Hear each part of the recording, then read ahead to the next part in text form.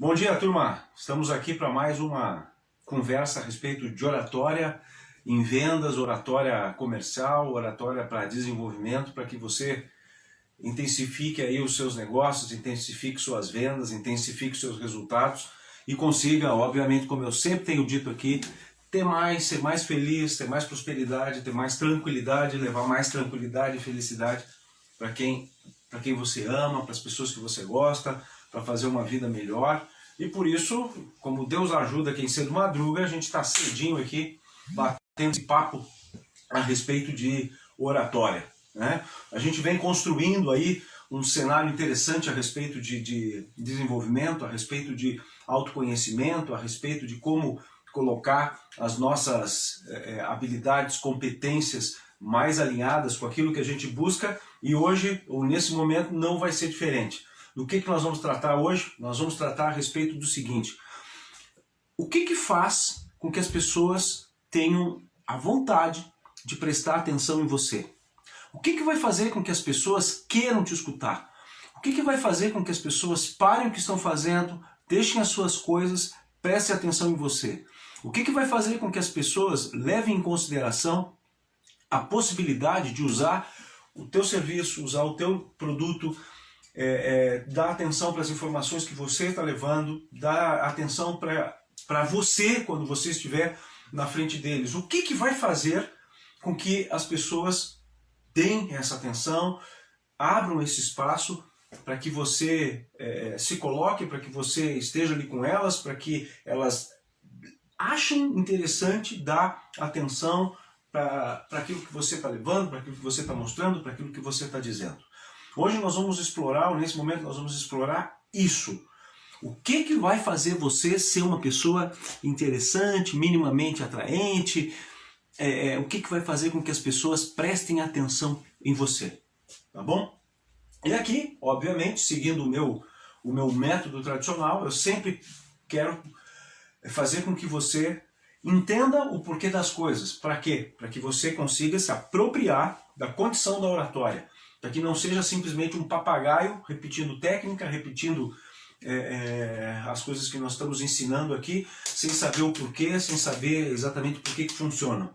Você tem que sair daqui sabendo, dominando, como eu sempre digo, e eu acho que não tem uma palavra melhor para isso, se apropriando da condição de ser um melhor orador, ser um vendedor melhor, ser um atendedor melhor, uma pessoa que consegue agregar mais para as pessoas, consegue agregar mais para os negócios, consegue ser mais relevante e, obviamente, consequentemente, ter uma remuneração condizente, alinhada e que seja coerente, né, obviamente, com essa tua qualificação, com essa tua apropriação, com essa tua melhoria de qualidade de atendimento e tudo mais. Beleza? Então, é nessa linha que a gente vai seguir, nessa linha que a gente vai trabalhar, para que você então se aproprie de mais esse conhecimento que é extremamente importante no relacionamento com as pessoas.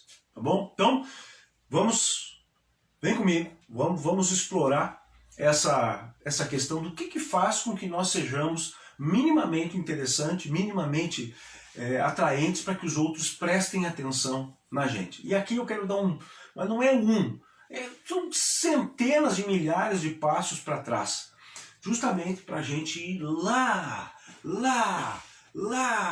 muito atrás na nossa história, para que você entenda o porquê que nós agimos assim.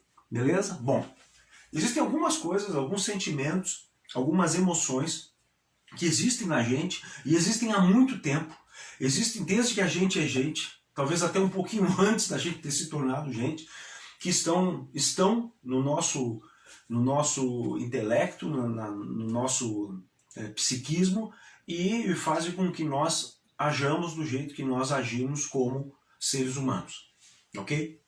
Essa constituição de emoções nos acompanha desde que nós morávamos em cavernas, desde que nós éramos hominídeos, desde que nós vivíamos em clãs, vagando lá pela savana africana. Nos acompanharam quando nós invadimos a Ásia, nos acompanharam quando nós invadimos a Europa, enfim. foi talvez o grande conjunto de emoções que nos tirou de uma situação de não protagonismo dentro do mundo, de uma maneira geral, e nos fez ter todo esse protagonismo, toda essa ação que nós temos sobre o mundo hoje. Tá bom? Que emoções são essas?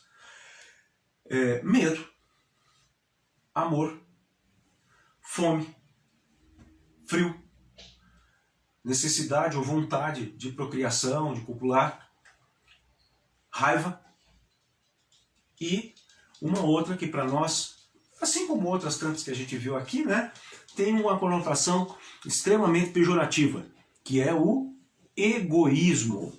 O egoísmo, e esse é o ponto que nós vamos trabalhar hoje. Tá? Eu quero linkar o egoísmo com o fato da existência dessa pergunta do que eu faço para que as pessoas prestem mais atenção em mim, o que eu faço para que as pessoas me levem em consideração. Legal? Então nós vamos centrar no egoísmo. Mas as outras emoções, raiva, amor, ódio, fome, frio, enfim, agiram sobre nós, fazendo com que nós, como constituintes da natureza, né, viéssemos, obviamente, interagindo com essa natureza, interagindo com os nossos semelhantes, fazendo com que nós tivéssemos características de comportamento, características de relações que nos trouxeram até essa sociedade maravilhosa que nós temos hoje. Ok? Mas essas questões nós vamos abordar em outros momentos. Hoje nós vamos centrar o foco no egoísmo. O egoísmo fez com que nós também saíssemos, ou ajudou a que nós saíssemos lá daquela situação mais primitiva de convivência e nos tornássemos uma sociedade pujante, uma sociedade extremamente próspera como nós somos hoje. Tá? Então nós vamos falar sobre o egoísmo. O egoísmo se apresenta na nossa sociedade de N maneiras. Né? Um ditado popular já diz, né? Pouca farinha, meu pirão primeiro. Se vai chorar a minha mãe ou vai chorar a tua mãe, cara, vai chorar a tua mãe. Né? Puxa, isso tem uma conotação pesada, uma conotação ruim, uma conotação pejorativa pra gente, né? Uma conotação indigesta, né? Antipática. Mas olha, na boa medida, o egoísmo, ele é, como tudo, né? Saudável. Saudável. Aquilo que a própria experiência nos mostra, né, que a diferença entre um veneno e um remédio não é nem tanto a natureza, mas principalmente a dose do veneno e a dose do remédio. Remédio demais vai matar, assim como veneno vai matar. Agora, se eu der veneno em pouca quantidade, eu não mato.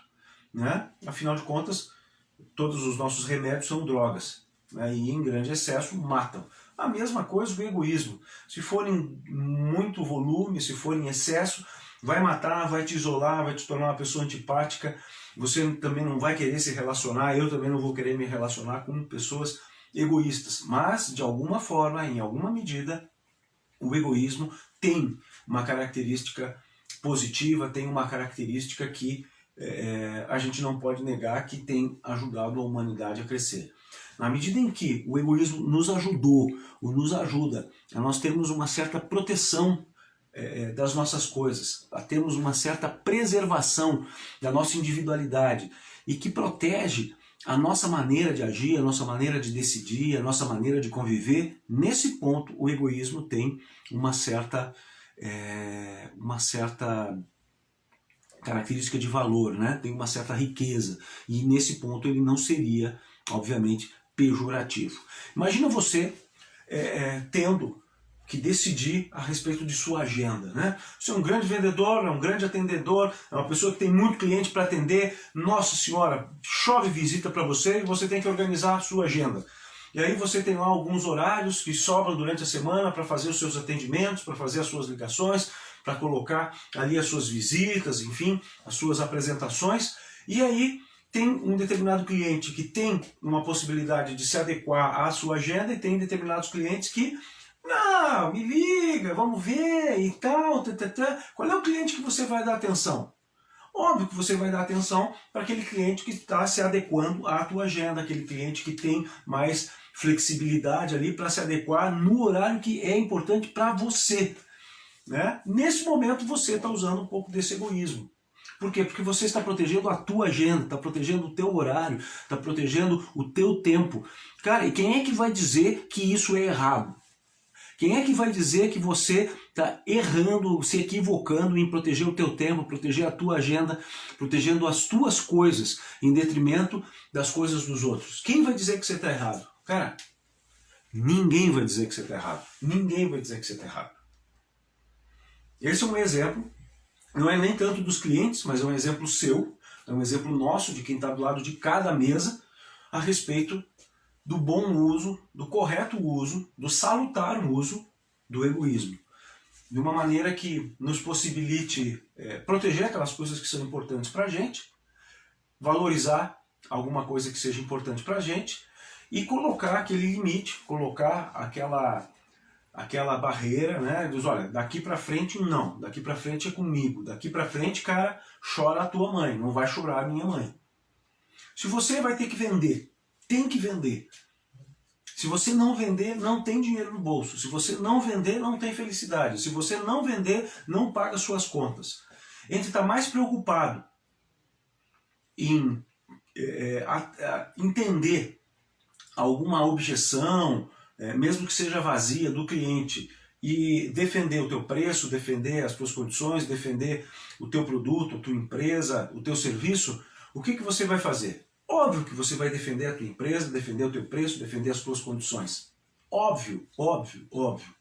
Porque no momento em que você está estabelecendo essa relação comercial, naquele exato momento em que se decide preço, se decide as condições, se decide se vai ser daquele formato, naquele outro formato, o contrato, enfim, nós estamos discutindo posições, estamos num determinado confronto.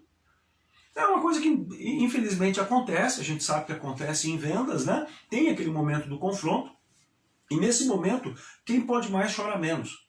Isso não é errado, isso é do jogo, isso é do rock and roll da área comercial. O cliente espera que você defenda o preço, ele espera que você, como fornecedor, defenda as suas condições, ele espera que você argumente, assim como você, como vendedor, como um consultor, também espera que o teu cliente defenda as condições dele. Diga que está caro, diga que não quer naquelas condições, diga que quer num outro formato, diga que talvez não seja a hora certa. A gente espera que o cliente haja assim. É do jogo comercial. E aí vai poder mais quem chorar menos. O que está movendo isso? É vaidade? Ah, pode até ser. É grana? Ah, pode até ser. Mas com certeza é o egoísmo. Cada um querendo, naquele momento, proteger o seu pirão, proteger o seu peixe, puxando a brasa para a sua sardinha. Tem alguma coisa de errado aqui? Absolutamente nada. Nada, nada. Porque esse é o salutar uso do egoísmo. E sabendo, estou começando a conhecer como que funciona o egoísmo, nós vamos ter possibilidades muito interessantes para conseguir atender melhor o nosso cliente e fazer com que ele preste mais atenção na gente. Bom, essa característica, essa emoção, ou esse traço da nossa personalidade, que é o egoísmo, nos acompanha desde que nós estamos, então, lá na época das cavernas, enfim, etc, etc. Ou seja, nós somos egoístas. Certo? Essa é uma característica marcante nossa. Nós somos egoístas, nós temos esse traço, nós agimos assim, nós nos relacionamos assim. Ah, eu não estou dizendo que nós não temos capacidade de fraternidade, não estou dizendo que nós não temos capacidade de nos relacionarmos bem, de nos preocuparmos com o outro, de sermos filântropos, fraternos, carinhosos, amorosos. Eu não estou dizendo nada disso. Eu estou dizendo que, apesar de tudo isso, ou enquanto tudo isso existe, também existe dentro da gente um traço de egoísmo, certo? E aqui sabendo que todo mundo é assim, sabendo que todas as pessoas têm o egoísmo, sabendo que todo mundo em alguma medida é egoísta, eu sou egoísta, você é egoísta, nós vamos usar isso a nosso favor. Beleza? Essa é a sacada.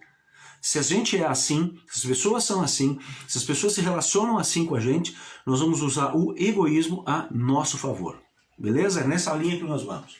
Bom, aqui eu quero usar um exemplo, que é o exemplo do judô. Tá? Nós vamos usar essa relação que as pessoas têm e que nós vamos ter com o egoísmo exatamente como acontece no judô. O que é assim, o princípio básico do judô? Cara, se o teu oponente te empurra, você vai puxar ele. Se o teu oponente te puxa, você vai empurrar ele. Essa é a sacada do judô. Se o cara me puxa, eu empurro. Se o cara me empurra, eu puxo. E aí o que acontece? Eu uso a força dele contra ele mesmo. Aí, pá! Podia acabar aqui o nosso bate-papo. Eu uso a força dele contra ele mesmo. Agora, como é que a gente usa a força do egoísmo contra aquele que está apresentando o egoísmo? Como é que eu uso o egoísmo contra aquele que está conversando comigo? Como é que eu uso o egoísmo contra aquele que está apresentando o seu próprio egoísmo no meu trato comercial, no meu trato rotineiro, no meu trato de relações? Como que eu faço isso? Ah, aqui é que tá. Então vamos lá. O camarada, se está agindo, ou se ele tem esse traço de egoísmo, a tendência, assim como todo ser humano, eu, você, sua mãe, seu pai, seus irmãos, enfim, seus amigos, nós estamos interessados no quê? Se somos egoístas. Cara, nós estamos interessados nas nossas coisas. Eu estou interessado naquilo que é importante para mim. Eu estou interessado naquilo que efetivamente tem valor para mim. Eu estou interessado naquilo que está dentro daquelas coisas que eu gosto, daquelas coisas que eu levo em consideração. É aí que está o meu interesse. E é nisso que eu vou centrar, obviamente, a minha atenção, os meus recursos, né? Enfim, é nisso, é naquilo que é da minha atenção, ou seja, do meu real interesse. Eu não estou preocupado com o interesse dos outros. Eu não estou preocupado com as coisas que são importantes para você. Então quando você vem me atender, quando você vem me vender, cara, eu não estou nem aí para você. Por quê? Porque eu sou egoísta. Assim estão os seus clientes. Eles não estão nem aí para as coisas que importam para você, eles não estão preocupados com a tua meta, eles não estão preocupados com a tua cota, não estão preocupados com a tua comissão, não estão preocupados se você vende ou não vende. Óbvio que eu estou indo lá na ponta da ponta do extremo máximo, mais distante possível daquilo que seria a normalidade. Eu estou exagerando aqui para você entender. É óbvio que nós temos bom relacionamento com os clientes, tem clientes que se preocupam com a gente, mas no fundo, cara, voltando no ditado, a gente chorar a tua mãe e chorar a mãe do teu cliente, cara, vai chorar a tua mãe, beleza? Por quê? Porque somos egoístas. Eu vou repetir isso até você cansar. Todo mundo é egoísta. Legal? Então, sabendo que as pessoas estão interessadas naquilo que é importante para elas, que elas não estão nem aí pra gente, cara, nós temos que agir de uma determinada maneira que nos facilite. Agir de uma determinada maneira que faça com que essa característica possa nos servir. Ok? Um outro traço para você ver que isso realmente é verdade, que as pessoas realmente estão interessadas nas suas coisas, é que quando você vai contar, puxa, ontem de noite eu passei mal, estava meio resfriado, meio gripado, minha garganta estava assim, o que normalmente acontece? A pessoa que está escutando, ou as pessoas que estão escutando, vão dizer, pois é, eu semana passada também tive meio mal, aí tomei tal chazinho, não sei o que, aí o outro colega comenta também, papapá. Você comenta de um filme, os colegas comentam de um outro filme. Você comenta de uma série na Netflix, o cara comenta de outra série na Netflix. Você comenta que foi num restaurante, o cara diz que foi em 3 restaurantes. Não é assim? Todo mundo está interessado em falar a respeito das suas coisas. Por quê? Porque nós temos esse traço de egoísmo dentro da gente.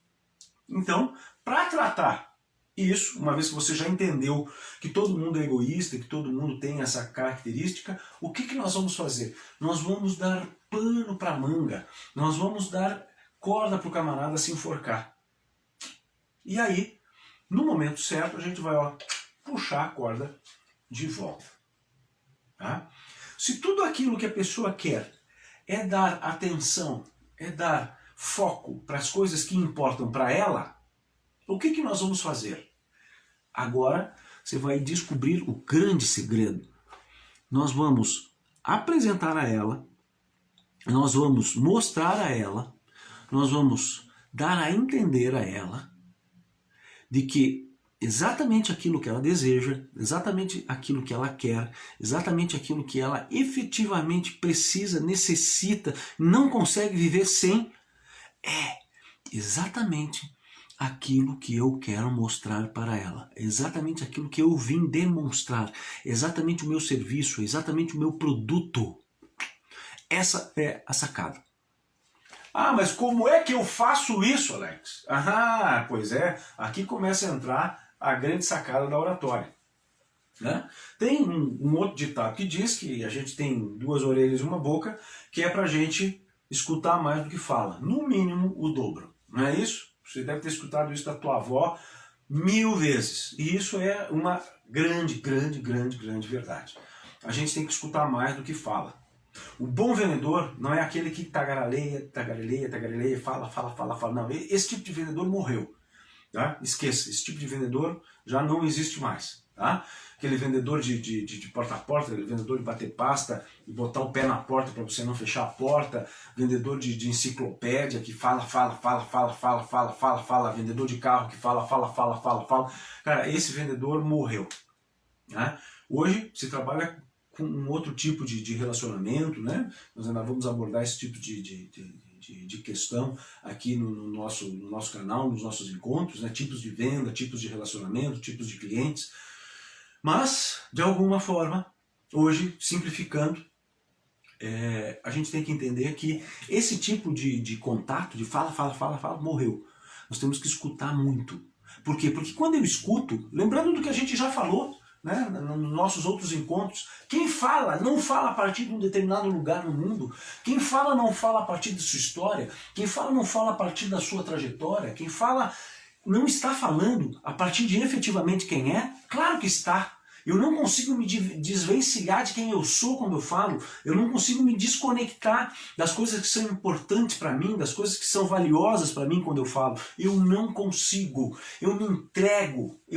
A não ser que o cara seja um monstro de um artista, seja um cara assim fenomenal para enganar os outros, enfim, um falcatrua total. Existe? Ah, existe. Você vai pegar alguns desses na tua carreira? Ah, vai pegar sim, sei lá, 1, 2, 3...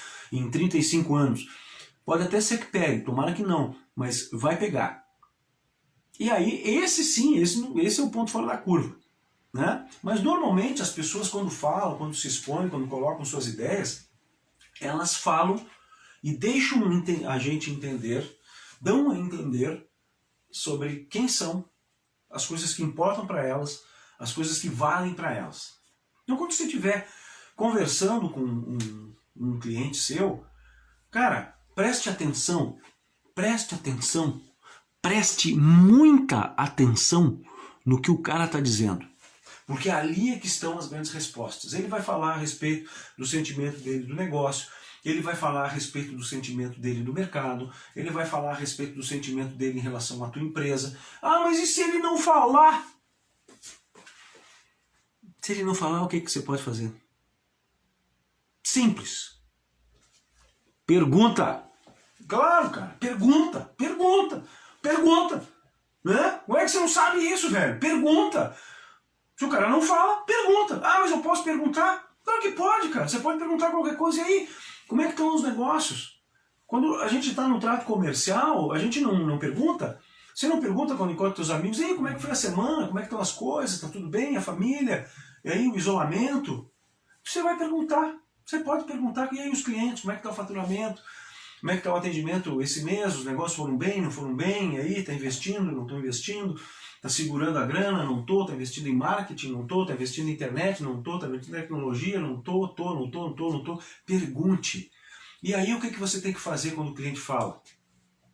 Cara, escuta, presta atenção e raciocina em cima daquilo que ele está dizendo, porque ali estão as informações necessárias para que você consiga organizar, para que você consiga direcionar, para que você consiga entregar aquilo que você efetivamente quer apresentar em termos de produto e serviço, de forma que ele entenda que é exatamente aquilo que ele precisa. Certo? Então eu tenho que primeiro entender uma coisa, a partir da fala do meu cliente. Acabei de morder a língua. Que droga, rapaz! Ao vivo é assim, né? Bom, então, o que eu tenho que estar buscando quando o cliente está falando? O que eu tenho que procurar enxergar enquanto o cliente está falando? Eu tenho que entender o pressuposto dele. Eu tenho que entender aquilo que é importante para ele. Por quê? Porque é só isso que importa. Não é o que eu quero que importe que vai importar para ele. É o que efetivamente importa para ele. E o que efetivamente importa para ele, ele vai falar. Caso ele não fale, eu pergunto.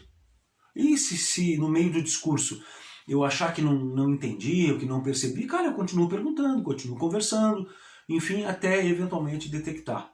Ou então eu jogo verde.